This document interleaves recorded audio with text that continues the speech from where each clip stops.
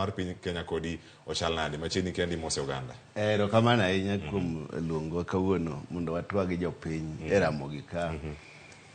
Mokwongo adwa wacho ni an nyaka ne nyuola pok na neno ka piny Kenya chalo kaka koro chalo sani. Kisungu wacho ni deplorable state moro ma ok nyal kony sani makia ni koro kwa dhi mbele ka to be odhi konyore. Mokwongo ok adwa wacho gik mang'eny ahinya lakini jopiny winjo marach nikech bech gik moko idho. Nyoro nadhi ng'iewo chumbi mane ang'iewo siling' achiel sani en 14 to achodhe Magadi ka.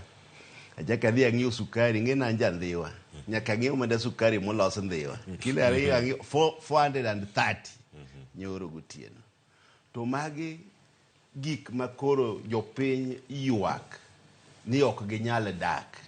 Fuel to ok adwa wuoye nikech kigoyo sani an ga gache wat ber to siepna madaktari ni apani gache boringo kogoyo 7,000 to kilomita 10. Tiende ni koro sani jo Kenya sama bech mafuta ni malo kamano to bei mora dhi mar transport dhi mar health dhi.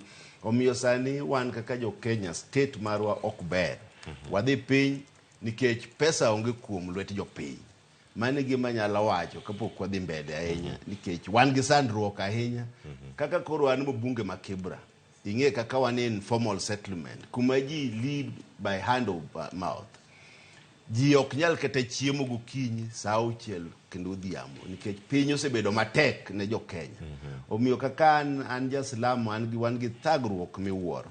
Koro omiyo sani nyaka wang'i kaka jo Kenya kuma wadhiye.